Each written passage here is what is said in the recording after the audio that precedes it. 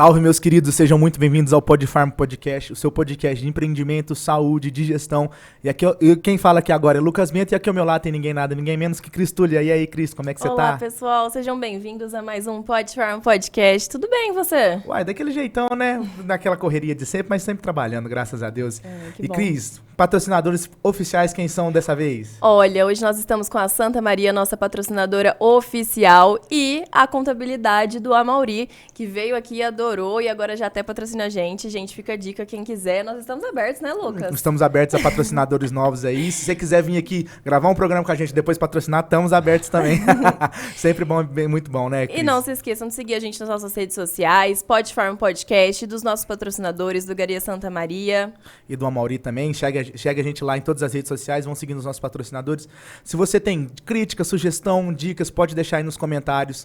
Já segue a gente no YouTube, já ativa o sininho para você não perder nenhum programa. E Cris, quem que é o convidado de hoje? Olha, hoje nosso convidado, ele é um fisioterapeuta que entrou com apenas 17 anos na faculdade, se formou, graduou, fez pós-graduação em pneumofuncional e depois decidiu voltar para a Unifenas, onde cursou medicina, fez pós-graduação em psiquiatria e atualização em psiquiatria infantil. Atualmente ele atua no CAPS aqui de Alfenas e é coordenador da Liga de Saúde Mental da Unifenas. Então seja muito bem-vindo, Dr. Thales. É um prazer estar aqui com o senhor. Como é que o senhor tá? Prazer é meu, tudo bem.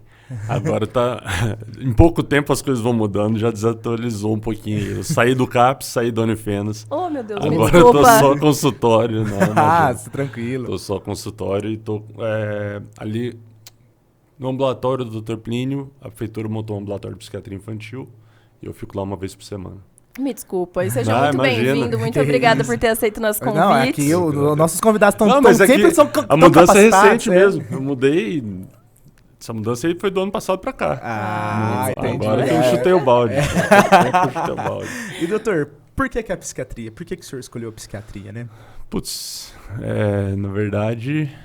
De louco, aqui tem bastante louco. Você fala assim, eu nunca vou voltar paciente pra mim. Então, tem esse estigma, tem esse negócio todo. Quando eu tava na graduação, no final da faculdade, a gente tem um internato, né? Eu fiz um teste vocacional, apareceu psiquiatria. Eu falei, nem fudendo. Pode falar palavrão? Pode, fica à vontade. Nem fudendo que eu vou fazer psiquiatria, não vou. Já tinha Só puxa o microfone um pouquinho mais pra Já tinha trabalhado em UTI como fisioterapeuta um bom tempo em UTI, queria fazer UTI. Mas aí, por problemas de saúde meu, eu tenho uma doença autoimune, já não era uma boa ideia ficar em UTI, minha imunidade estava muito baixa. Fui trabalhar em PSF e no PSF 60% da demanda é psiquiatria. Eu fui interessando, fui gostando, fui estudando, fazendo pós-graduação. E o caminho foi me levando mais ou menos para a psiquiatria, né? Naquele tempo do PSF, eu abri um consultório particular, atendia bem pouquinho, 2-3 vezes por semana. Isso está fazendo 5 anos. Aí agora eu fico 100% do meu tempo só no consultório particular. Só dia de quinta de manhã eu estou lá no ambulatório da prefeitura. E acabei ficando 100% na psiquiatria, não atendo mais saúde da família, nada disso. Pode falar. Como foi sua transição da fisioterapia para medicina? O que aconteceu? A fisioterapia, quando eu formei, não tinha campo aqui em Alfenas, né? Isso foi em 2006. Aí fui para São Paulo, lá tinha muito campo, muitos hospitais, trabalhei em locais grandes lá, trabalhei na Beneficência Portuguesa, no Sírio-Libanês, fiquei um tempo bom lá, mas eu não via como voltar para cá, e era um negócio que eu pensava que não dava para viver o resto da vida em São Paulo, porque é muito louco. Muito doido É ficar lá, não compensa, faz mal para a saúde. Aí, meu avô faleceu, foi... setembro, outubro, alguma coisa assim. Eu falei, quer saber, eu vou fazer vestibular para ver se eu entro em medicina. Aí o vestibular era, se eu não me engano, no final de novembro, dezembro. Comprei umas apostilas lá, comecei a estudar, passei. Penúltimo lugar, mas tá valendo. Importante é passar. Passei lá em São Paulo mesmo, na época eu trabalhava, né? Eu precisava de trabalhar e estudar no começo da faculdade, dava plantão noturno, fazia faculdade de dia. E aí, com o tempo, na hora que eu consegui uma bolsa do FIES 100%, eu falei, não, agora eu consigo já voltar e acabar a faculdade em Alfenas, porque a princípio eu ia fazer a faculdade toda em São Paulo. Mas consegui na bolsa de 100%, dava para vir para cá, fazer uns bicos e acabar de formar. Aí foi o que eu fiz. E por que essa transição da fisioterapia para medicina? Cara, eu sempre tive curiosidade sobre medicina. Quando eu entrei em fisioterapia, estudando tudo, gostava muito de anatomia, eu tinha curiosidade sobre medicina, mas eu não tinha coragem. Eu tinha certeza que eu não tinha responsabilidade nenhuma de fazer medicina. Eu estava certo, não tinha mesmo. Fui adquirir responsabilidade muito depois. Aí depois de eu trabalhar 4 anos em UTI, eu tinha muito medo da morte. Ver alguém morrer na minha frente, na minha cabeça, era um negócio assim pavoroso. E trabalhando em UTI, quer queira, quer não, você vê a morte todo dia, né? E aí, as primeiras vezes que o paciente morreu comigo, fiquei bem baqueado e tal. E aí, fui passando por um processo terapêutico também, me organizando. Eu falei, não, agora eu tenho coragem e vou fazer. E aí foi isso. E também uma questão, lógico, salarial, né? Não tinha comparação. Lá ganhava até bem e tal, mas se eu fosse voltar para cá, não dava para manter o padrão de vida. Era bem difícil. Certo. E assim, hoje o senhor está com um consultório seu particular, certo? Sim. Certo. Quais que são as demandas que você está vendo que está surgindo assim dentro da área da psiquiatria? Cara, ansiedade primeiro lugar, assim, sempre é o transtorno psiquiátrico mais comum no mundo todo. Depressão é o transtorno psiquiátrico que mais afasta do trabalho no mundo todo, né? Tá sendo atualmente uma das que mais afasta do trabalho, comparado com outras especialidades também, né? Antes era problemas ortopédicos e tal, agora a depressão tá chegando e ultrapassando. E ultimamente TDAH. Acredito que por conta muito do como é que chama? TikTok, Instagram, fala-se muito sobre TDAH. Muitos que chegam com TDAH não tem outro problema, às vezes não tem nada, sobrecarga, porque assim, nós estamos num período da humanidade assim, com muita sobrecarga de trabalho, de informação. A gente não aguenta segurar isso tudo na cabeça. E a atenção nossa não vai ser a mesma. Não tem como, com esse monte de estímulo, celular tocando, televisão, rádio, a gente fica meio perdido, né? Entendi. E assim, a ansiedade, você tem notado de uns tempos pra cá ela tem piorado? É um transtorno que sempre teve em alta, mas no passado se cuidava pouco? Ele sempre teve em alta, porém, com a pandemia ele deu uma exacerbada, né? É importante a gente pensar o seguinte, todo transtorno psiquiátrico é uma característica do ser humano que extrapola. Então, a ansiedade é natural do ser humano. Ansiedade, em medicina, a gente correlaciona com o medo. Então, é natural você ter medo. Se o homem das cavernas, lá na época das cavernas, não tivesse medo, não ia ter humanidade. Estava todo mundo na boca do leão, todo mundo morto. Então, a gente tem que ter medo de algumas situações. Agora, a ansiedade é quando esse medo extrapola a funcionalidade, você chega a travar por conta daquilo, né? E aí, dependendo de para onde está direcionada a sua ansiedade, cada um tem um nome, né? Às vezes a pessoa tem uma ansiedade, um medo de falar em público, fobia social. Tem um medo de andar de elevador, uma fobia específica de lugar fechado, claustrofobia. A pessoa tem um medo de muita coisa ao mesmo tempo, transtorno de ansiedade generalizado. Aí vai mudando o nome de acordo com o foco, mas no final é sempre ansiedade, o tratamento acaba sendo o mesmo. Eu acho que o acesso à informação serviu tanto para o TDAH, mas como para as outras, porque antes era muito visto tanto ansiedade como depressão, como uma frescura. Criança birrenta, alguma coisa assim. Sim. E hoje as pessoas conseguem identificar uma crise de ansiedade, que acho que justamente é uma coisa terrível que acomete muitas pessoas. E antes as pessoas simplesmente tratavam isso como banalidade. Justamente. O acesso à informação é bom e ruim. Porque a gente está precisando filtrar a informação. Com certeza. Tem muita informação aí errada sendo circulada, muita promessa de resolução das coisas com atitude simples. Isso é o que mais circula, que é o que vende. É só tomar esse comprimidinho e minha ansiedade acabou. Putz, não é isso, filho. É você fazer atividade física, você fazer terapia para entender o porquê desse seu medo, dessa sua ansiedade, usar uma medicação que pode te ajudar em algumas coisas. Não existe chá de não sei o que, pílula de não sei o que vai resolver. A mágica não existe, né? O desejo da humanidade é grande para uma mágica dessa, mas não vai rolar. E quais são as principais causas da ansiedade, assim?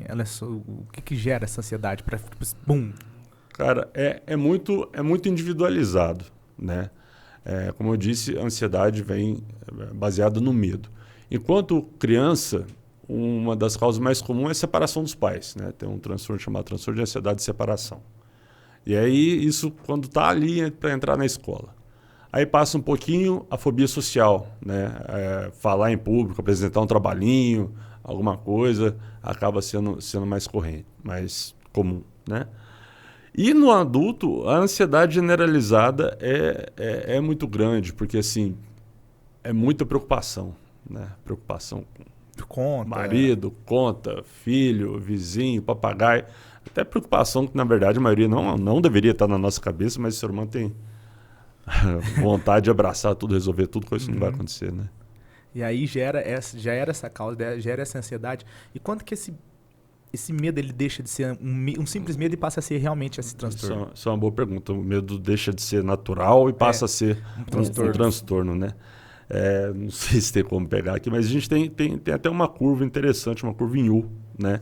Sobre a ansiedade aqui, né? E a performance. Eu ter um pouco de ansiedade é importante para eu ter uma alta performance. Vamos supor, vou fazer uma prova. Fazer uma prova vestibular, se eu não estiver nem ligando para aquela prova, eu vou fazer sem atenção, não vou estudar, não vou me preparar, daí minha performance vai ser baixa.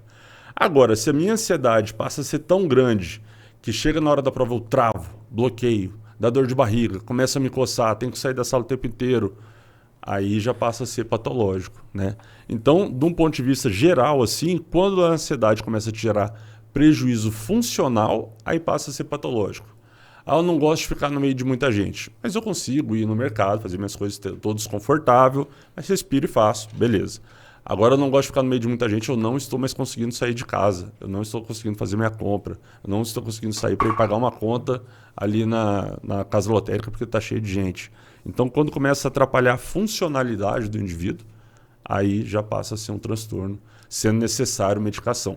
Antes disso, quando já causa um pouco de sofrimento, angústia, sem prejuízo funcional, é um transtorno de ansiedade leve. É o tratamento principal, terapia, né, acompanhamento com psicólogo, e atividade física sempre, né? Isso a gente tem esquecido de fazer atividade física.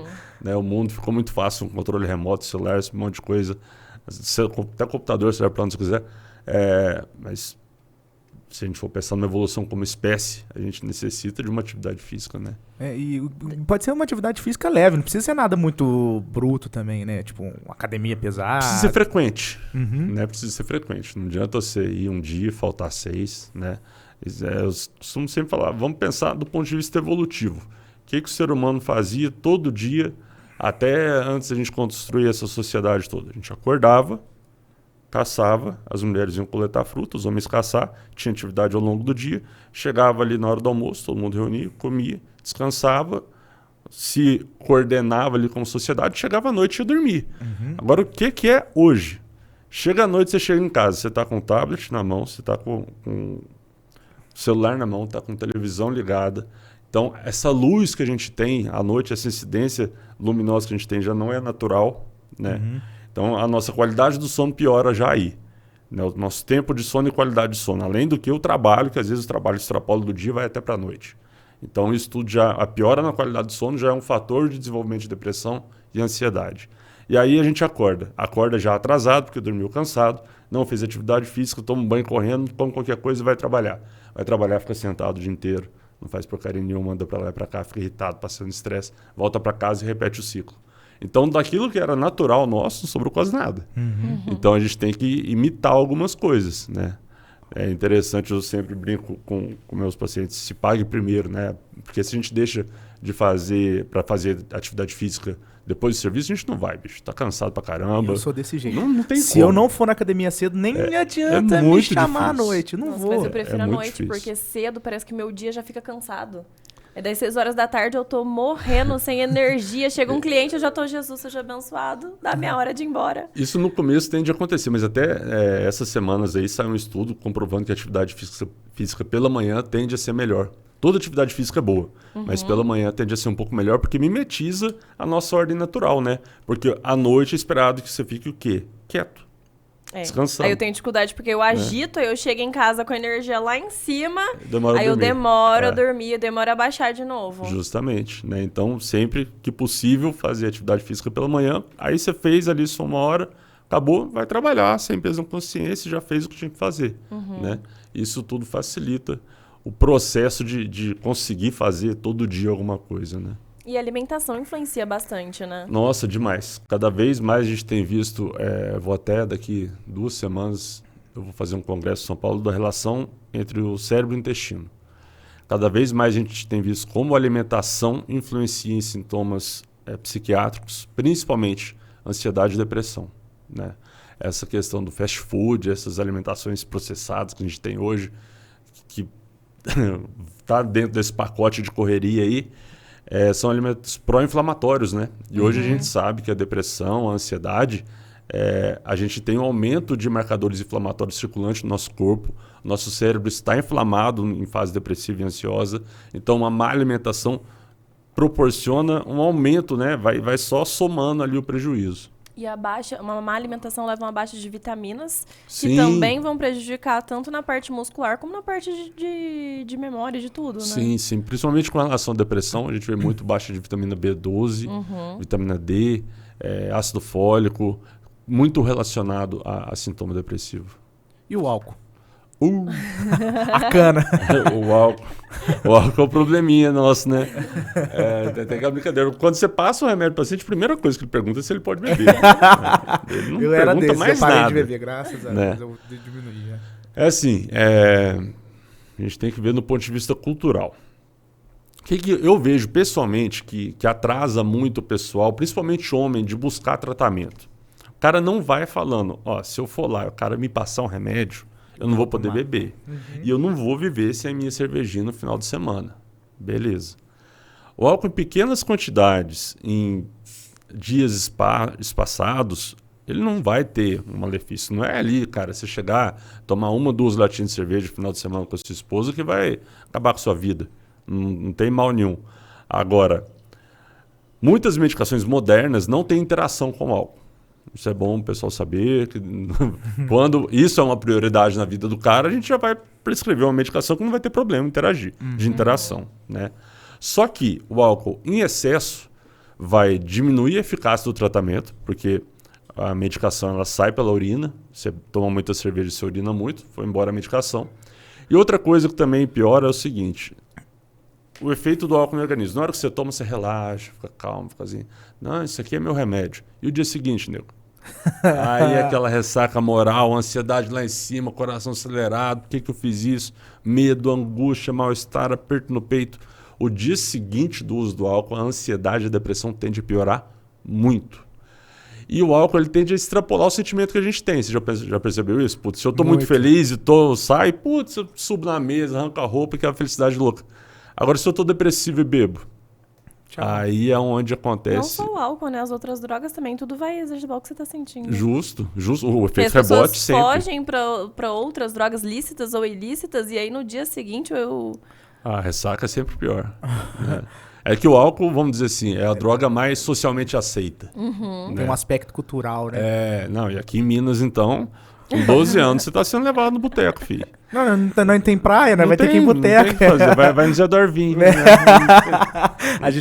Eu vou no leitão desde os meus 7. E aí fica marcado dessa maneira. A gente não vai encontrando muitas outras coisas a se fazer.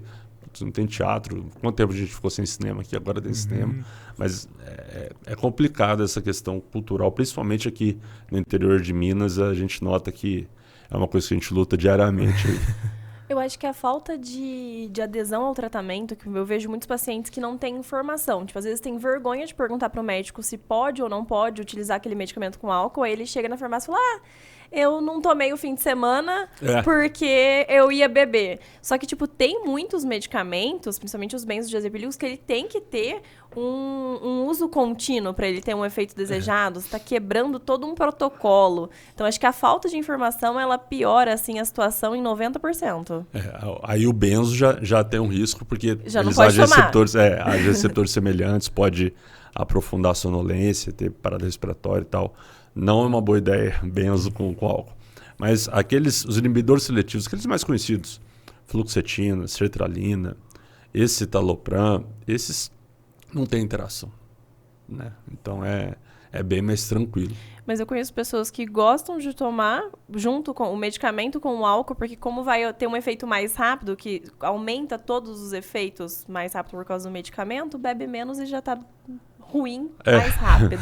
Então a coisa é feia de todos os lados. A pessoa tenta controlar o risco, né? Mas o negócio, você perde o controle ali facinho, né? Infelizmente, não tem muito. A gente já viu muito desfecho ruim, assim, né? Até de pessoas famosas aí, a Amy Winehouse morreu foi pelo álcool, né? Foi intoxicação, né?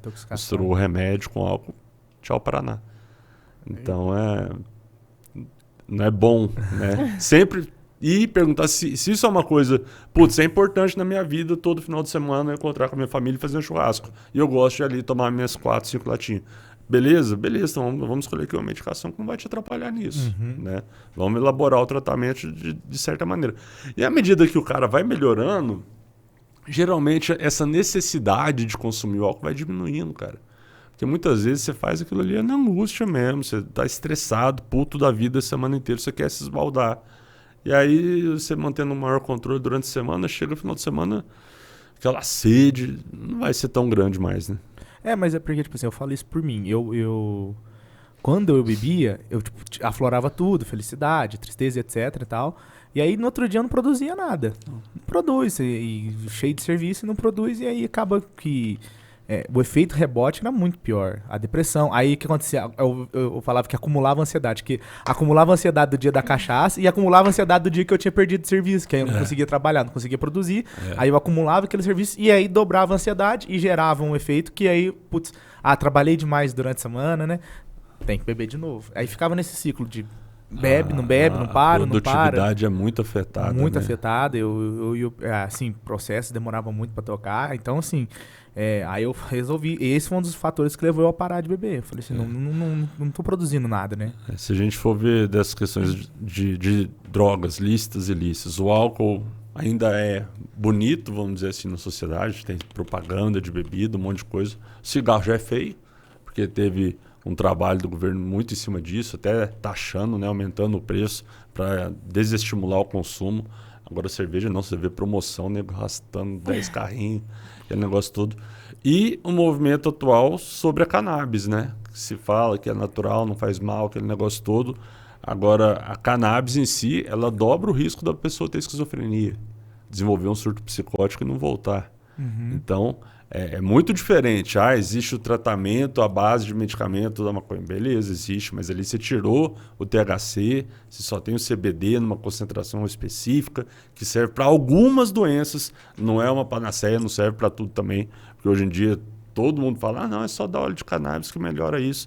Procura até uma encravada, não é assim o negócio. Não, eu tava na casa de um rapaz uma vez e ele era adepto tendo uso.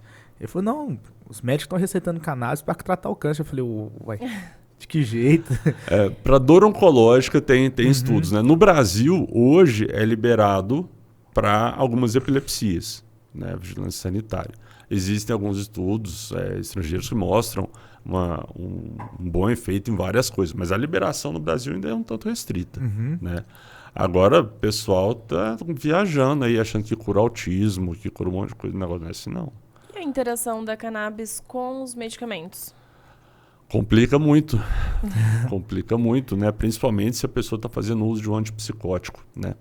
A cannabis, ela aumenta no nosso organismo a circulação de um neurotransmissor chamado dopamina, né? Que é o neurotransmissor da vontade, do desejo, do prazer, né? Isso porque ela inibe um gene que a gente tem na cabeça, que é o gene da Conte. Esse gene é o gene que degrada a dopamina aqui no nosso córtex pré-frontal, que é o córtex do raciocínio, né? Do pensamento, da estruturação, assim. Vamos dizer que é o córtex mais que diferencia a gente lá do homem de Neandertal, as outras espécies de hominídeos, é a evolução do córtex pré-frontal. E aí a cannabis vai ferrar justamente essa parte que diferencia do macaco. Aí, o que acontece? Ela inativou o gene da Conte, diminui a degradação de dopamina, excesso de dopamina nessa área. E aí é onde se aumenta o risco de surto psicótico. Porque hoje em dia tem várias teorias sobre psicose, né, esquizofrenia e tal, mas a teoria mais aceita e as medicações que agem na esquizofrenia são as medicações que bloqueiam dopamina. E a cannabis aumenta a dopamina. Então, se você está em uso de uma medicação, você tem a ideia ali de bloquear a dopamina e a cannabis está fazendo efeito contrário, ela não está deixando o remédio agir. Né? E para ansiedade e depressão? O quê? Os outros isso. medicamentos? Aí cai naquele efeito rebote novo. Na hora o cara fica muito bom, relaxa, tudo. Depois tem um monte de problema. Né? Sobre o THC, ele que faz toda essa complicação. Né? O CBD, que é o canabidiol, existem estudos que provavelmente no futuro pode ter algum efeito, principalmente na ansiedade. Depressão nem tanto. Mas na ansiedade tem estudos que futuramente é uma droga em potencial e que pode ser bacana. Mas aí é aquele negócio. Você tem que saber a concentração que você está tomando, quantas vezes por dia você vai tomar, para saber se isso vai ter um efeito bom ou ruim. Quando você está fumando baseado, você não está sabendo o que você está colocando para dentro. Quanto de CBD, quanto de THC, você está brincando de roleta russa. Né? Então, ali você tem um risco de psicose muito mais alto, né? Porque assim, o baseado você não tá dosado ali. Você não sabe, não tem. Não tá. Nem a procedência. Nem a procedência. Não tem aquela informação nutricional, não tem nada disso. Né? Quanto de sódio tem no baseado? Não tem. mas tipo assim, ainda que você pega, tipo assim, sei lá, você vai lá pegar da planta pura ali, né? Isso aí é mito. É mito. Né? Tem estudos que mostram que a planta lá, na época do estoque da vovó, ela era cheia de canabidiol e tinha pouco THC. THC é o alucinógeno, né? Hoje inverteu. A maioria das plantas tem muito THC e pouco CBD. Então ali existe um risco muito grande de desenvolvimento de doença e o efeito relaxante já não é mais tão grande. Por que houve essa modificação? Porque o que vicia é o outro. Aí fizeram modificação genética para ter mais THC. O que vai deixar o cara mais fissurado, querendo mais depois, é o THC. Dá um sujeitão. Vamos viciar a turma então. E assim, você falou que ela tem essa relação talvez para a ansiedade. Por que não com a depressão? Porque ela tem um efeito mais relaxante, né? Ela age mais no sistema nervoso autônomo, mais parasimpático, mais de relaxamento, né? Se a gente for ver a ação da cannabis em geral, a gente tem receptores canabinoides no nosso cérebro. Quem nunca usou maconha tem. Só que esses receptores, eles são inibitórios. Então, ela tira a excitação, né?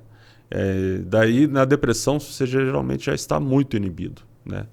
Agora, uma outra coisa especial é o seguinte. Muitas pessoas, na verdade, a maioria das pessoas, quando tem depressão ou ansiedade, apresentam sintomas dos dois, né? Tem estudos que mostram que até 60% dos pacientes com depressão têm sintomas ansiosos. Nunca é difícil você ter um polo maior de alguma coisa, né? Mas o diagnóstico mais comum acaba sendo, a gente chama de transtorno misto ansioso depressivo, né? Tem um pouquinho de cada ali. Pode falar. E o uso de fitoterápicos? Qual é a sua opinião?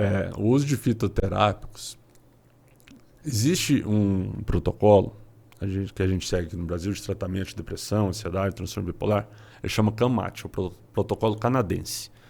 Lá eles pesquisaram vários fitoterápicos, ômega 3, erva de São João, um monte de coisa. O que se mostrou como eficaz no tratamento da depressão como fitoterápico? Só a erva de São João, né? Que aqui no Brasil a gente não tem o hábito de usar. Por quê? Ela é fotossensibilizante.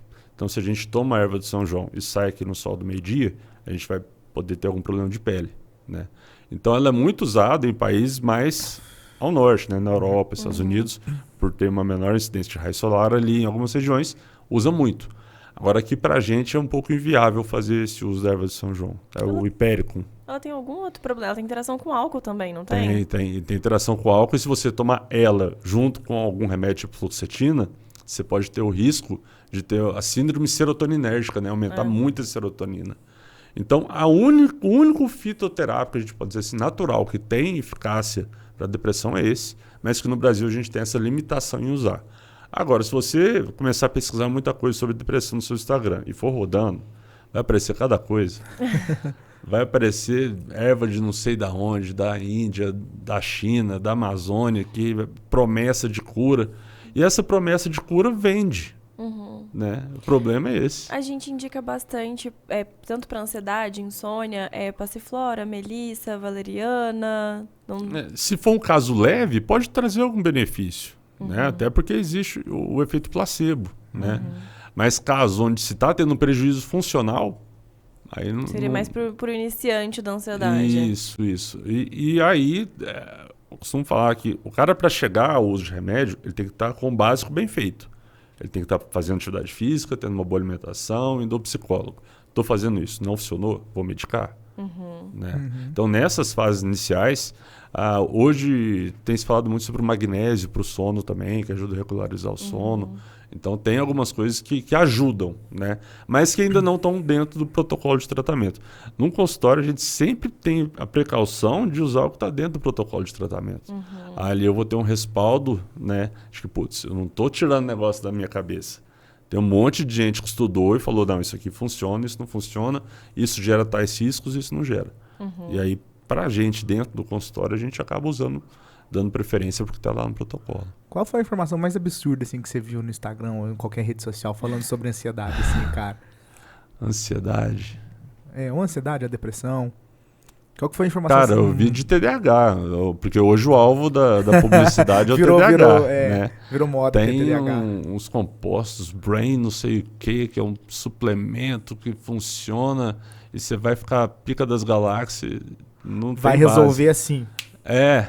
Tipo, vai desse te dar jeito, concentração. Desse jeito. Ó, vamos pensar. Do ponto de vista medicamentoso, o medicamento para o TDAH é um dos que mais tem resposta. Cerca de 70% dos pacientes com TDAH que fazem tratamento vão ter remissão de sintomas ao uso da medicação adequada, de primeira linha, que é a metilfenidrato e a lisdexafetamina. Né? Se a gente for ver o nome comercial, o Venvance e a Ritalina. 70% dos pacientes com TDAH vão melhorar com isso. Então sobra 30% que ainda não respondeu. Mas é uma porcentagem bem alta, né? De resposta é muito alto. Dentro da psiquiatria, isso é uma resposta excelente. Né? Agora, como é que uma coisa de suplementação não estudada, que não passou por nenhum protocolo, vai resolver 100% dos casos? Que é a promessa. Você vê no Instagram, é isso, né? A promessa de cura, né? Que vai acabar com os problemas. Mas brasileiro é sempre assim, sempre quer a coisa mais rápida, mais fácil. Por isso que a gente cai em pirâmide, por isso que a gente tá nessa até hoje. Para ansiedade e depressão, a gente tem um parâmetro de cura ou apenas tratamento? Olha, tanto a ansiedade quanto a depressão tendem a ter um padrão de evolução crônico, com períodos de remissão e períodos de piora, né? Tem um estudo, vou tentar lembrar aqui agora as porcentagens certinhas. Primeiro episódio depressivo, cerca de 70% dos pacientes vão melhorar, né, ao tratamento, 30% não. Segundo episódio depressivo, aí isso já cai. A cada episódio depressivo que você tem ao longo da vida, a chance de você não entrar em remissão, de cronificar, é maior, né? E isso vai depender muito do ambiente também. Você tem que pensar o seguinte, se você mora num lugar bacana, estuda bem, come bem, sua chance de vir a ter novamente a depressão é menor. Agora, se você mora num lugar fodido, passa fome, passa raiva, a chance daquilo cronificar é muito maior, né? E a mesma coisa com a ansiedade. A ansiedade tende a ser ainda mais arrastado, mas tem controle. A questão, a gente sempre deve pensar o seguinte, tem controle. Vamos falar da depressão. O paciente chegou, tratou, vamos supor que ele remitiu os sintomas tomando 40 mg de fluoxetina. Ele vai tomar esses 40 mg por 1 ano, pelo menos. É importante a gente sempre falar isso para o paciente, porque a maioria toma, melhora, para por conta. Aí tem remissão. Aí você já viu que a remissão, o segundo episódio, é mais difícil de melhorar do que o primeiro. Aí que o cara cronifica e fala, minha vizinha começou a tomar esse remédio, nunca mais parou, viciou. Ela não viciou no remédio. Ela viciou em melhorar um pouquinho, parar de tomar, piorar de novo, ter que tomar mais ainda, e aí vai. Uma quantidade maior, uma dosagem maior. Dosagem maior, remédio mais potente, né? Então, se o paciente toma direitinho por 1 ano, depois desmama devagar, a chance dele recair é menor, né? Mas mesmo assim, ainda existe. Aí se recaiu de novo, segundo episódio, o cara vai tomar aquele medicamento por 2 anos. Terceiro episódio, para frente na vida dele, vai tomar contínuo, né?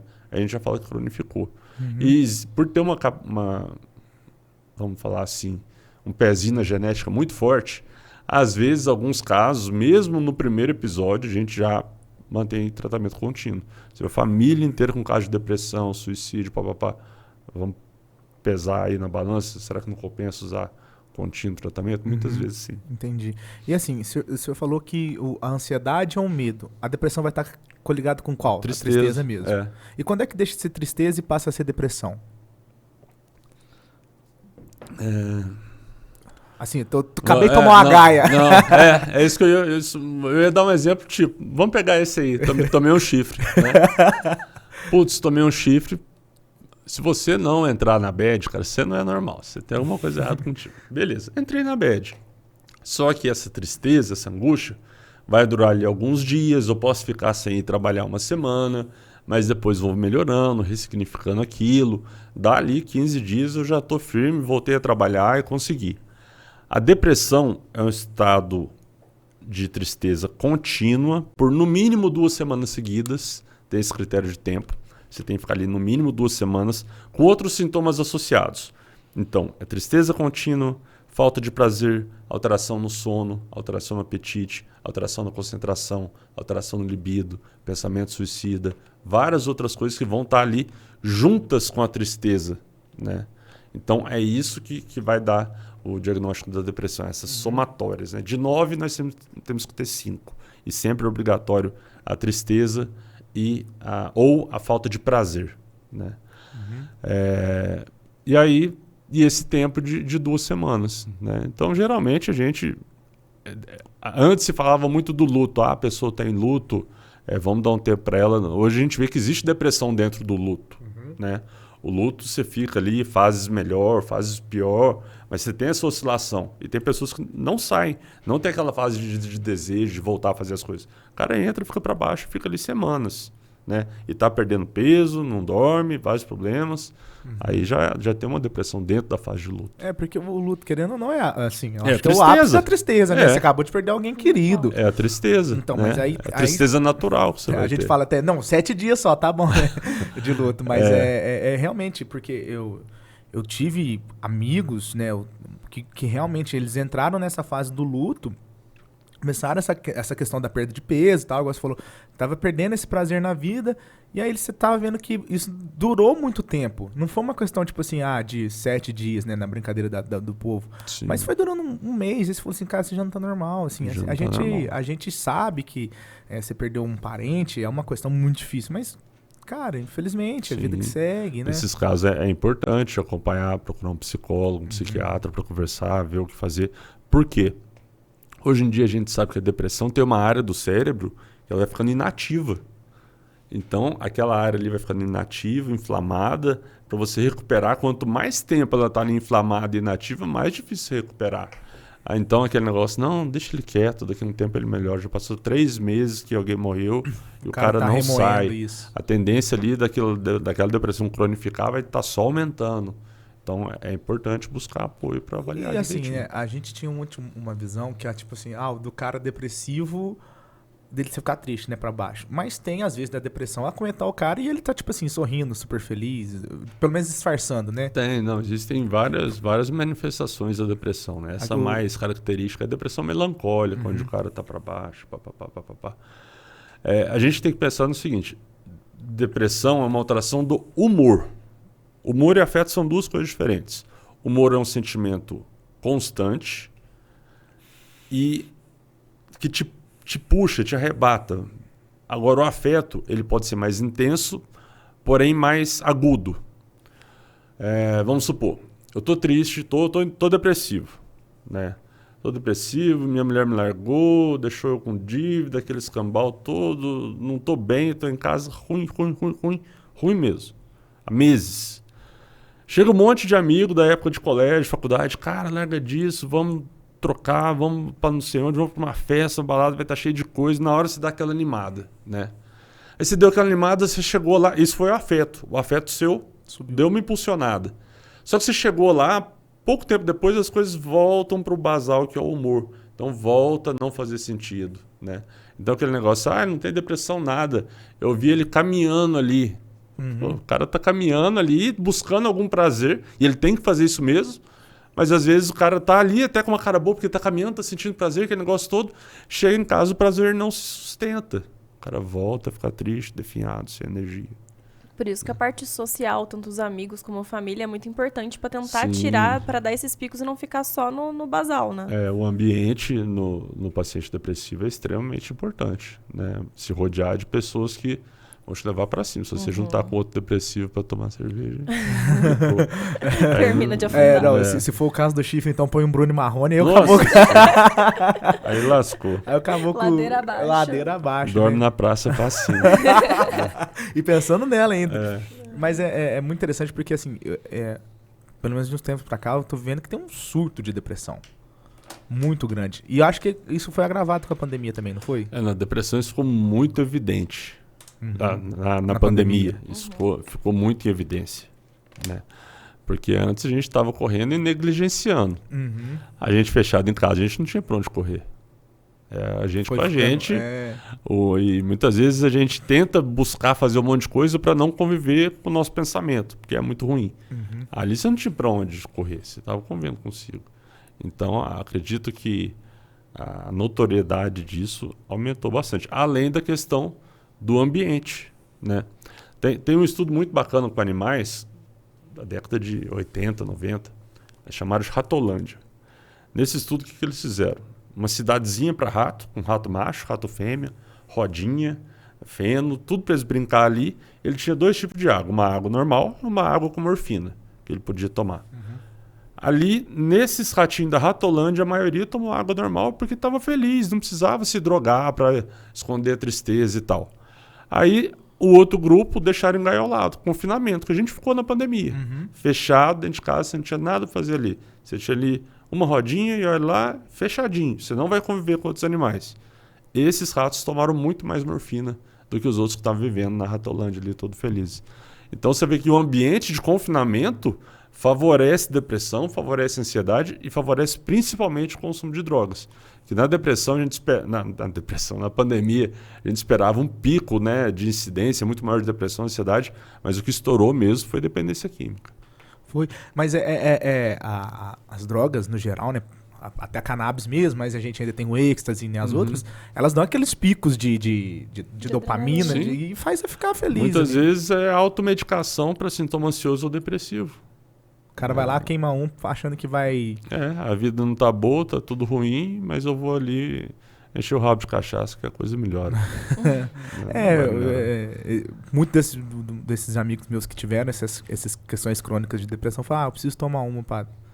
E aí ele vai cada vez mais piorando esse quadro. Sim, né? e grande parte dos desfechos ruins na depressão, que a gente fala do suicídio, o paciente estava sob efeito de álcool ou efeito de qualquer outra droga, porque ele está pensando tudo de ruim. Tomou, mas não tem coragem. Aí tomou, ficou em estado turvo de consciência, veio a coragem e faz besteira. E aí ele coloca a vida dele em risco, né? Sim. E, doutor, eu queria... Pode falar, Cris. Não, só queria enfatizar que às vezes eu acho que a sociedade brasileira tem uma imagem ruim do medicamento. Se eu estou usando o medicamento, é porque eu estou doente, é porque eu sou fraco, é porque...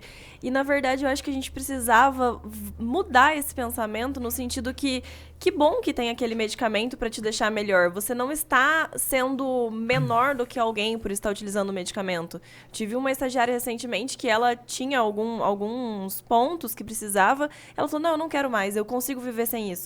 Falei, por que você está tentando se provar? Tá vendo a vida com menos cor, tá com mais dificuldade, não tá desenvolvendo direito, sendo que tem essa opção. Então, tem a cura, né? Sim, não é uma coisa ruim. É sim, que bom que tem algo que pode te deixar bem. Pergunta pro diabético que usa insulina se ele pensa em parar de usar. Alguns querem. Alguns querem. Tentam e vê que não dá certo. É uma coisa concreta, né? O cara vê ali. Mas tinha um professor que falava desse jeito. Se você tem diabetes, você tem uma diminuição de produção de insulina no seu pâncreas, então você precisa de uma insulina exógena. Uma insulina de fora. Se você tem depressão, você tem uma diminuição da circulação de neurotransmissores, serotonina, noradrenalina, dopamina. Então você precisa de medicamentos que aumentem a circulação desses neurotransmissores. É a mesma coisa. Sim. Só que aí você pega todo o histórico da humanidade, tudo fica complicado, fica pesado, né? Manicômio, várias coisas assim, né? A psiquiatria ficava sempre no fundinho do hospital, né? Sim. Sempre no cantinho ali, não mexe não. Os próprios tratamentos eram desumanos, lobotomia, era coisa surreal. Lobotomia era horrível, né? Eletroconvulsoterapia, do modo como era feita antigamente. Hoje em dia, a gente enfrenta um problemão com a eletroconvulsoterapia. É o tratamento mais eficaz para depressão, a eletroconvulsoterapia. E para esquizofrenia também, né? Então, quando você tem uma depressão que não melhorou com remédio de jeito nenhum, uma esquizofrenia, o cara continua alucinando, tendo delírio, mesmo com remédio, o próximo passo é a eletroconvulsoterapia. Hoje, a eletroconvulsoterapia é feita no centro cirúrgico, paciente sedado, né? Você vai induzir ali uma convulsão focal numa área do cérebro e, enquanto a resposta dos outros beira ali 60%, ali chega a 90% de resposta. Como é que um tratamento tão eficaz como esse não está no SUS? Não está por conta do estigma, né? Além, lógico, existe um custo, mas é um tratamento extremamente eficaz. Em alguns países de primeiro mundo, esse tratamento está ali no hospital, o paciente chegou, episódio de suicídio, muitas vezes é feito o tratamento e com muita eficácia. Resultado, né? Muito resultado. Mas eu acho que assim, a gente não precisava ter extinguido essa questão, né, do leito psiquiátrico. A gente poderia ter melhorado, ter humanizado isso, né? Aqui no Brasil a gente tem muito disso, dessa Aqui o negócio é complicado, né? Você fala o cara já BCD, né? vamos fechar o manicômio. Óbvio, tinha que fechar o manicômio. Então vamos ter que fechar o manicômio? Então o diretor do hospital, eu não quero mais esses leitos psiquiátricos aqui, não. Isso enquadra na lei lá, então vamos fechar esses leitos psiquiátricos que estão mandando fechar.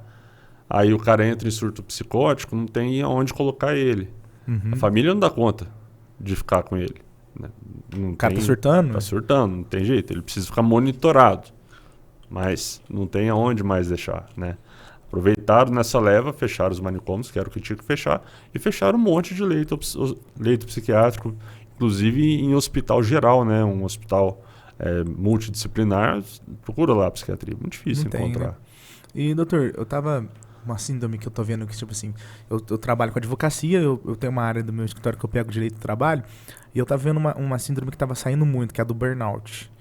O que tem causado esse burnout?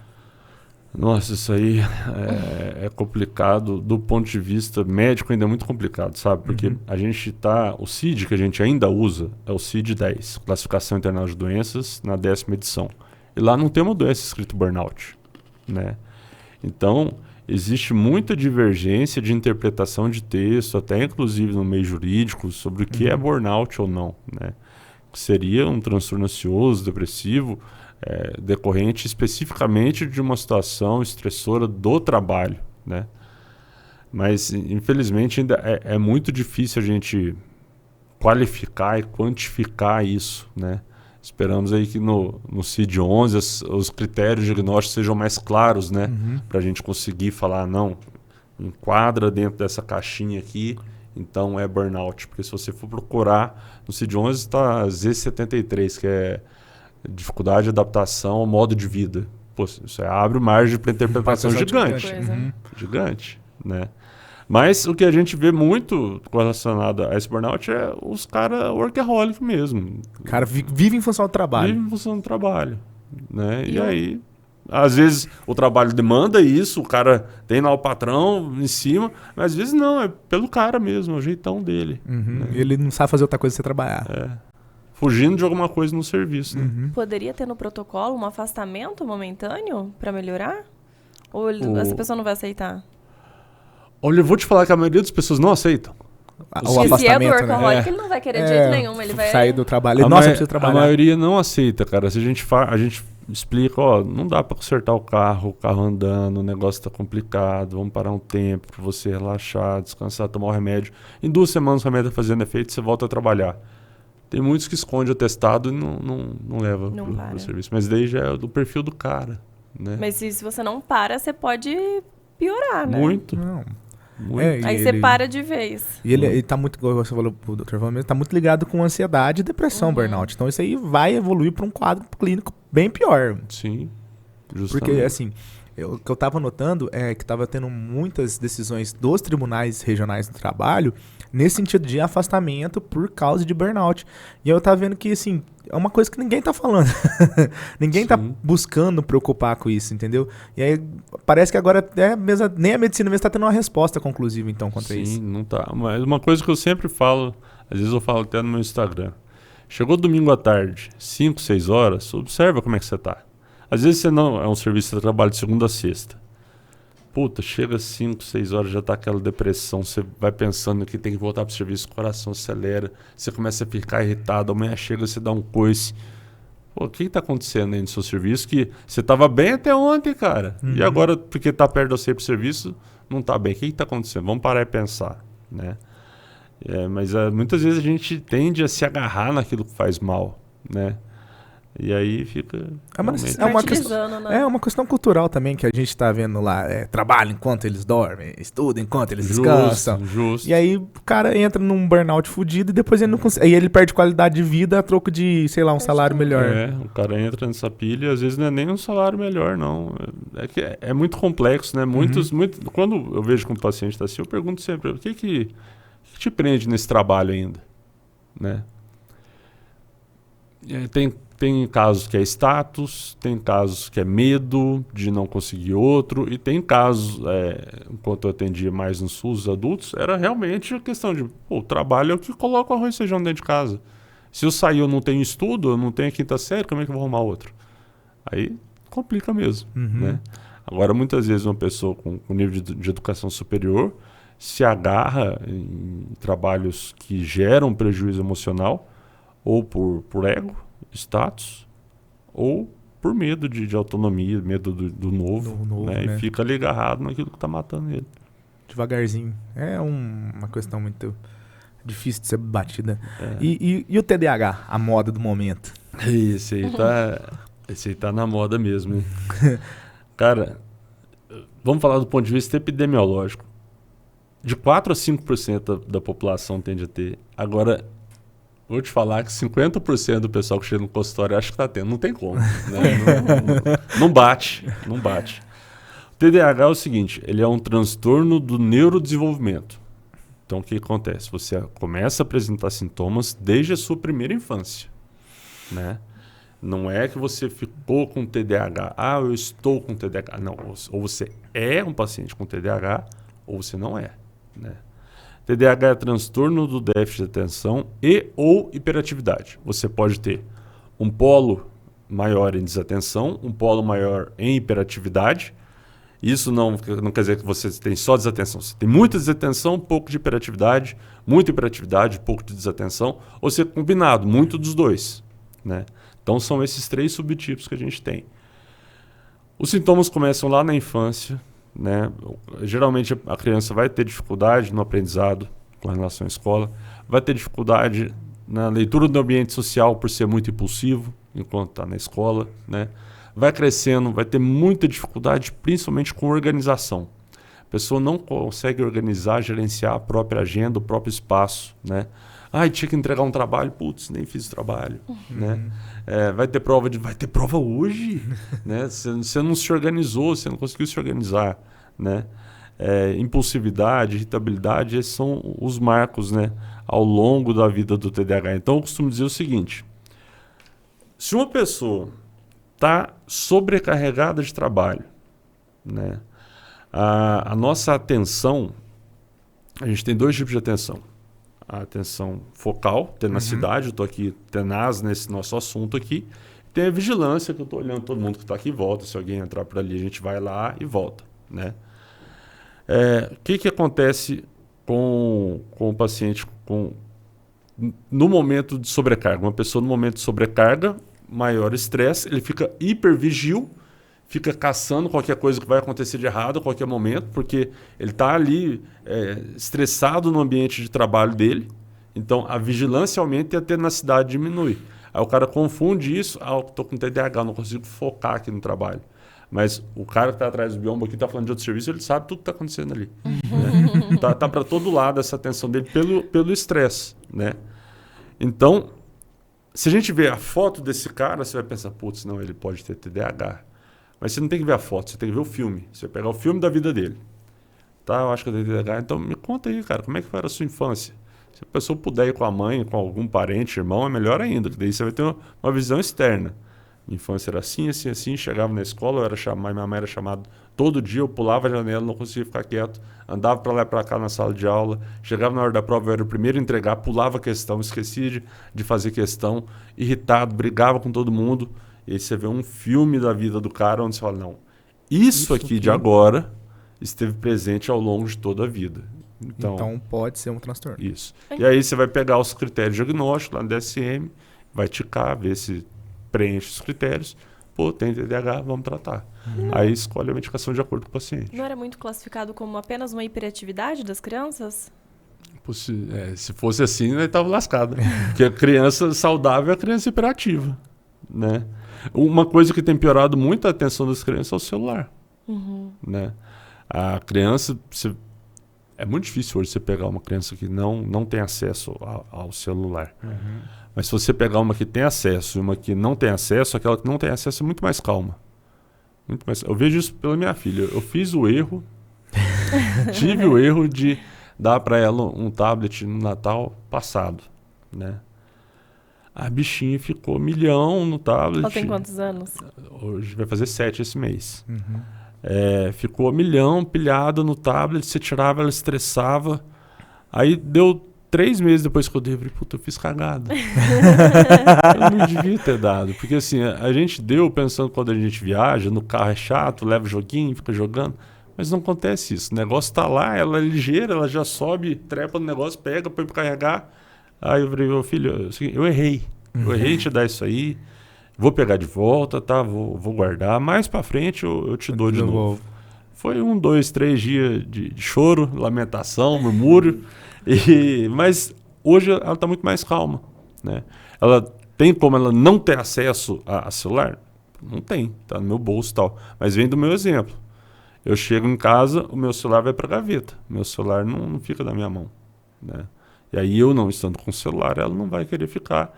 E ela fica muito mais calma e eu também, né? Agora, é difícil um pai cortar o celular. Você não pode mexer não, viu, filho? E tá aqui o tempo inteiro. Mas você mexe. Eu posso, eu sou grande. Não tem essa, né? A gente tem que ensinar pelo exemplo. E aí, isso rouba muito a atenção, né? Até de um paciente, uma criança com TDAH, se você der um celular na mão dela, ela vai ficar calma. Porque ali tem o quê? Uma hiperestimulação sonora e visual, um monte de luz e tal, ela vai ficar ali. Ela vai prender mais a atenção dela, porque vai estar mexendo o tempo inteiro. Isso é muito uma das coisas que os pais falam. Ele não tem isso não, doutor. Você dá o celular na mão dele para você ver se ele não fica horas ali. Fica, ele tem hiperfoco. Né? Agora você tira para ver. A mesma hora ele vira... Subiu um telhado. Né? Mas e assim, essa questão, o senhor falou muito no começo da questão da luz, né? Dessa luz, essa luz artificial. Ela tem essa relação também com essa perda de atenção? Muito. A gente chama uma luz azul, né? Que emite da maioria dos aparelhos, né? Inclusive a indústria óptica, esse óculos que eu uso hoje, ele tem esse bloqueio de luz azul, porque isso hiperestimula a gente, né? E principalmente o uso noturno, o hormônio do sono, que é a melatonina, ele precisa de escuro. Se você fica mexendo no celular antes de dormir, você não vai produzir melatonina. Vou mexer até dormir. Filho, você não vai dormir. Você vai dar 3 horas da manhã, você vai ser vencido pelo cansaço. Mas você não vai ter um sono de qualidade, você não vai ter produção de melatonina para você descansar, relaxar e no outro dia estar bem. Então, a maioria das orientações hoje que você vê deu 8 horas, esquece o celular. Desliga a televisão. Vai baixando as coisas, né? Baixa o volume, para a gente entrar naquele ciclo natural que a gente falou lá no começo, né? Que é o ciclo natural do ser humano. Chegou à noite, não tem luz, conta uma historinha, vamos conversar um pouquinho, tchau, Paraná, cama. Amanhã o dia vai morrer de novo. Certo. E a reposição de melatonina? Que agora ela saiu como suplemento alimentar. Sim. E ela não é nem tarjada. Então o acesso a ela é bem fácil. Foi liberado no Brasil, né? 2019, 2020. Não faz muito tempo, né? Antes era só importado. E agora está liberado aqui como venda como suplemento, né? Nem como medicação. Para quem que é indicado? Olha, paciente dentro do transtorno do espectro autista, a grande maioria tem uma diminuição na produção de melatonina. Então, crianças com autismo se beneficiam muito do uso de melatonina. Pacientes hipertensos que fazem uso de beta-bloqueador. Beta-bloqueador diminui a produção de melatonina. Propanolol, diminuir a produção de melatonina. Pacientes que fazem uso de anticonvulsivantes, né? Ácido valproico, divalproato, carbamazepina, diminui a produção de melatonina. E as pessoas, a partir dos 45, 50 anos, tendem a ter uma diminuição natural também da produção de melatonina.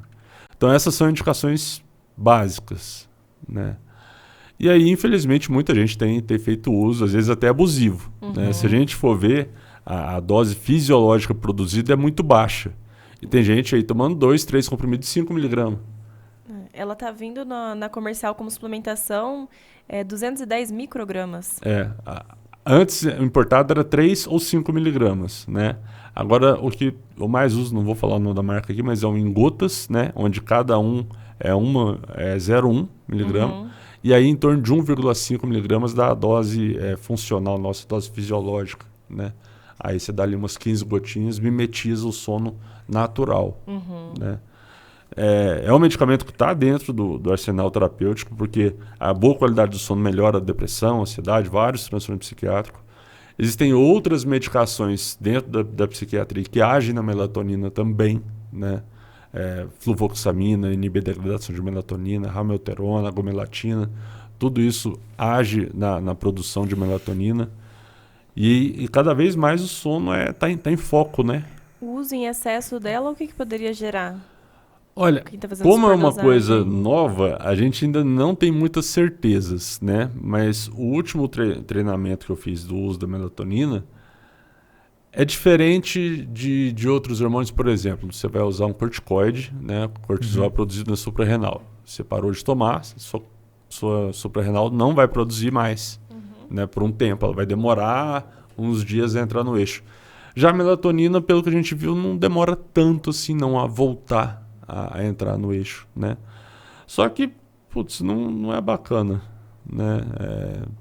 Você ficar suplementando isso. Você não isso. tem necessidade de utilizar em excesso. Justo. É porque eu acho que uma orientação que a gente sempre fala e as pessoas parecem que não levam a sério é que não pode tomar melatonina e continuar na tela, que vai bloquear tudo. Não vai adiantar nada. Aí eu tento falar que olha, é água. Se você tomar e ficar na luz, ficar na televisão, ficar no celular, mesmo que você está tomando água. Então você está desperdiçando o medicamento.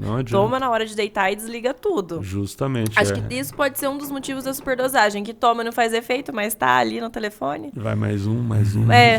Achando que vai ter o efeito, mas bloqueia muito fácil. O brasileiro se automedica muito, né? Nossa Senhora! A gente tem esse costume. E chego muitos pacientes que, assim, você vê... chego muitos pacientes no seu consultório que você tá vendo que tá tendo esse problema, tanto de hiperatividade quanto depressão, causados por essa má qualidade de sono? É agravado sempre, né? A causa sempre é multifatorial, né? Então a gente sempre... no final da consulta, a gente faz uma consulta estruturada, no final da consulta, fala pra mim como é que é a sua rotina. Vamos ver a rotina do cara, como é que tá. O que a rotina dele tá influenciando aqui nesse processo de saúde e doença.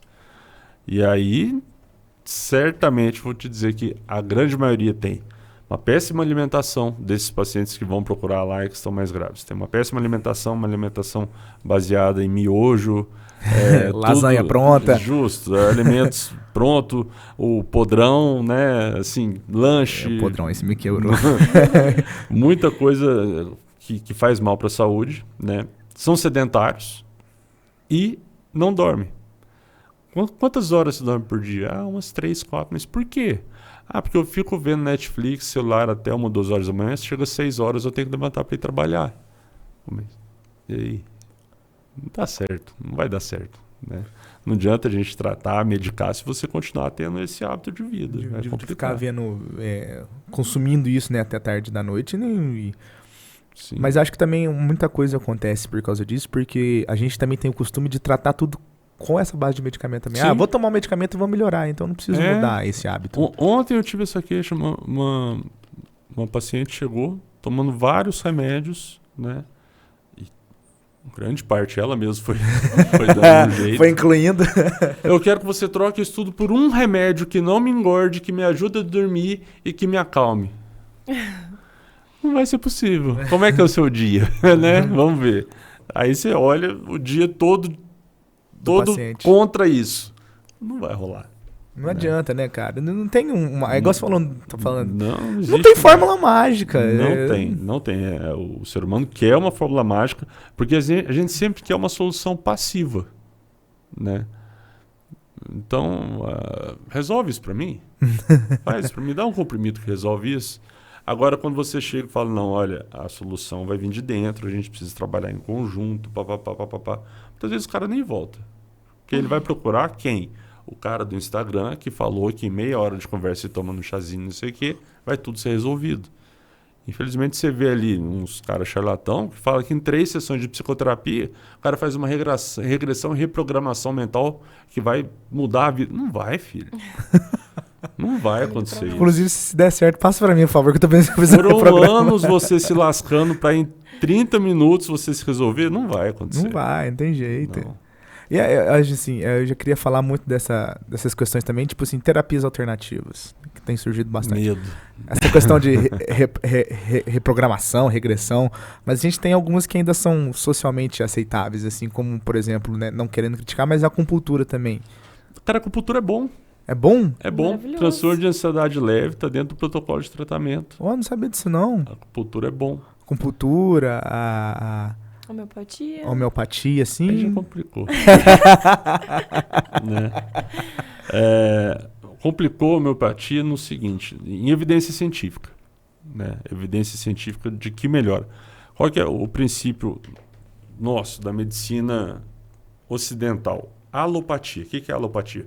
Apatia, doença, alo, contra. Então, eu vou pegar uma doença e vou dar alguma substância que vai contra essa doença. O que é o princípio da homeopatia? Apatia, doença, homeo, a mesma coisa. Então, eu vou pegar aquilo que está causando a doença e vou dar em pequenas doses para o indivíduo para que eles arrumem um jeito de se curar. Cara, o princípio, a teoria é linda, mas, infelizmente, evidências científicas que funcionam em grupos de pacientes grandes, a gente não tem. Infelizmente, não tem. Então é inviável. Eu falo assim, eu não daria para minha filha. Né? É o negócio quando eu levar ele pra casa. Fantástico. Casos leves, até sim. Mas, tipo, tá com uma ansiedade grave. Eu tenho uma filha que tem TDAH. Ela toma Venvance, ela não toma homeopatia. Mas acho que a gente tem que saber classificar o grau do que está acontecendo, né? Eu tomei homeopatia por muito tempo, principalmente aquela fase de TPM, Jesus, eu era insuportável. E ajudou bastante naquele processo. Nessas disfunções leves, que a gente não chama ainda de transtorno, Sim. acredito que ajude, sim. Acredito que possa. É que não existe estudo que vai identificar. Agora, o que chega para mim no consultório é quando ali o copo já transbordou. Aí não adianta eu ficar passando paninho, cotonete aqui com homeopatia. Não, preciso tampar, resolver o negócio. Sim. Né? Então, nesse ponto de vista é diferente. A medicina ocidental, ela é muito evoluída do ponto de vista curativo, né? Mas preventivo a gente é muito fraco. Aí a gente tem que tirar o chapéu para oriental. Eu já vi muito disso mesmo. Que o oriental ele tem uma questão de preocupação para não pegar de prevenção. Para não pegar a doença, né? Isso aí Até mesmo. porque o estilo de vida deles é bem melhor do que a gente, Sim, né? Eles prezam exercício físico, prezam alimentação, prezam um dia a dia muito melhor. O que a gente tem de evidência no Ocidente hoje é uma nova especialidade, uma nova vertente, que é a medicina do estilo de vida, né? Onde ali se mostra que estudos científicos comprovam que a pessoa, por ter contato com a natureza em determinado tempo, comparado com o outro que mora em São Paulo, não tem contato com a natureza, esse que tem contato tem menos ansiedade e depressão que o outro que não tem contato. Então, vamos fazer o quê? Estimular o contato com a natureza. Mesma coisa com relação à alimentação, atividade física, papapá. Então, isso é o que a gente tem de mais evidência do ponto de vista preventivo. Aí é o seguinte, estou estudando isso, estou gostando, mas tá difícil de aplicar no paciente. Porque depende do paciente. Depende dele. Tem algumas planilhas que você pode chegar e falar, olha, vamos fazer... Vamos comer melhor. Mas você está dependendo ali de um outro cara. Né? Eu ainda estou bolando um jeito de como... modos de cooperação maior do paciente. Tem uns que não, que chega, vamos que vamos, e nesse você vê, em 3, 4 meses o cara está excelente. Agora aquele que está indo contra, não vou caminhar, não vou...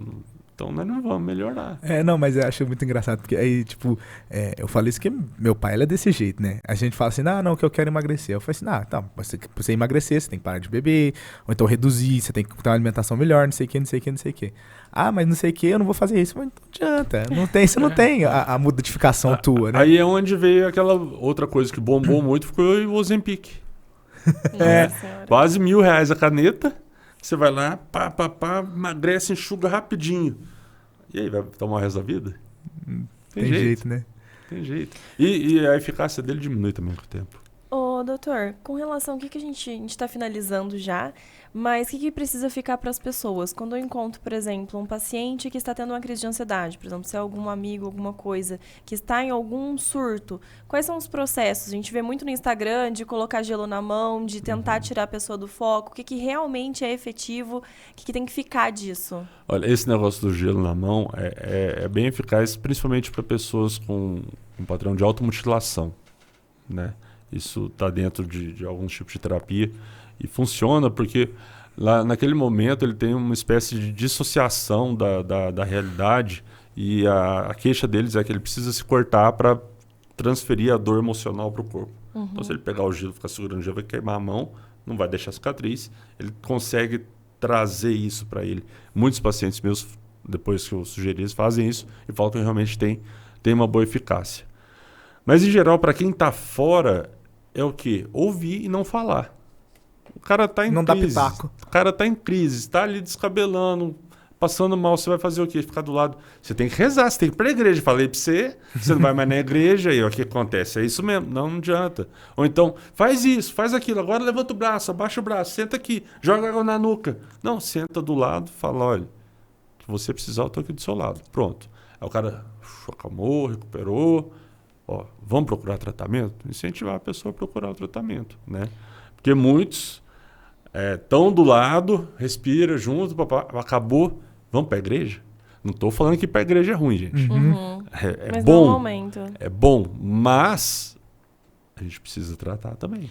Eu já vi para, tipo, quando tá com a crise de ansiedade, que está com falta de ar, que tá com dificuldade de voltar, de, tipo, pedir pra pessoa, tipo, classificar 5 coisas, 5 cores, isso não ajuda a voltar?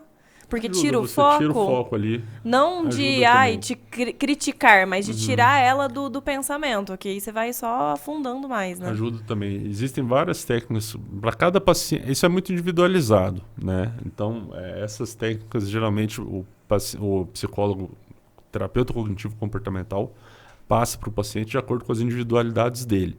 Mas tem várias coisas assim, generalizadas que a gente vê que funciona. Até aquele negócio do Chaves de você respirar o saquinho de pão, funciona. Porque quando você está em crise de ansiedade hiperventilando, você começa a alterar cálcio na célula muscular. Já viu aquele paciente que fica assim, todo torto quando está com ansiedade? Aquilo lá, se você está lavando muito gás carbônico. Então, se você respirar no saquinho, você está inalando de novo gás carbônico, você relaxa. Né? Então, e quando o cara está em crise de ansiedade, começou a travar, eu estou morrendo mesmo. Aí que aumenta a crise mesmo. Ali o cara tem certeza que tá morrendo. Você falou do Chaves agora, quando alguém tiver crise de ansiedade, jogar um balde de água fria nela, igual aconteceu com o Chaves. No Piripaque. No Piripaque, né? Cara. Do saque era o Dr. Chapatinho. Assim. Mas, doutor, muito obrigado pelos esclarecimentos que o senhor trouxe pra gente, dessas doenças novas. Novas não, né? Que estão agora em foco, em evidências, né? Antigas, mas agora estão com uma evidência maior. Tem algum recado que você gostaria de deixar? Alguma dica? Seu Instagram? Meu Instagram é @Dr. Thales Vilela. Acompanha lá. Eu sempre que posso estou falando sobre transtornos ansiosos, depressivos. O que o pessoal pergunta, eu vou falando.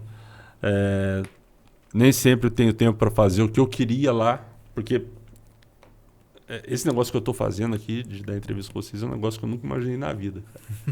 Porque assim, eu não... Fui ter Instagram agora. Faz 6 meses que eu tenho Instagram. Nunca tive, né? Mas lendo alguns livros e pensando, hoje, no mundo de hoje, se você não está no digital, é equivalente a estar morto. Então, você não está aparecendo, né? E uma coisa que... Essa questão preventiva, que eu tinha dificuldade de fazer no consultório, eu consigo fazer no Instagram. Incentivar a pessoa a buscar atividade física, ter uma boa alimentação, falar da importância disso, que isso vai ser um trabalho de formiguinha, porque a nossa sociedade andou totalmente longe disso. Né? Diferente da oriental, como a gente falou, a gente correu disso. Então, um trabalho de formiguinha, todo mundo falando, aos poucos, tende a melhorar. E a ideia de abrir o Instagram foi essa, para ir falando aos poucos na cabeça do pessoal lá. Então, @Dr. Thales Vilela, estou no consultório, todo dia. Onde fica o seu consultório, doutor? Meu consultório atualmente é em frente ao escritório da Copasa, ali na Clínica Via Corpus, ao lado da Padaria Apollo. E estou com projetos aí futuros de trazer algumas coisas boas para o Alfenas na questão da saúde mental. Eu conseguindo, eu converso com vocês pra gente falar mais disso depois um dia. Aí, já, Só doutor... manda mensagem que a gente já, claro, aí o convidado já quer voltar aqui de novo. Nosso programa tá bombando. Mas, doutor, muito obrigado, viu? Foram esclarecimentos excelentes. Cris, mais uma vez, muito obrigado por fazer essa companhia aqui nessa semana, né? Você que nos assistiu, muito obrigado por você estar assistindo. Dúvida, crítica, sugestões, deixa aqui nos comentários. Já segue a gente, já curte, já compartilha, já comenta, já ativa o sininho, já segue a gente nas redes sociais, @PodFarmPodcast. É isso, gente. Muito obrigada. Siga a gente nas nossas redes sociais, PodFarm Podcast. E muito obrigado aos nossos patrocinadores oficiais, Drogaria Santa Maria e Contabilidade Dom Mari. Gente, muito obrigado. Até semana que vem. Lembrando, novos episódios todas as quartas às 19 horas. Beijos, gente. Tchau, tchau.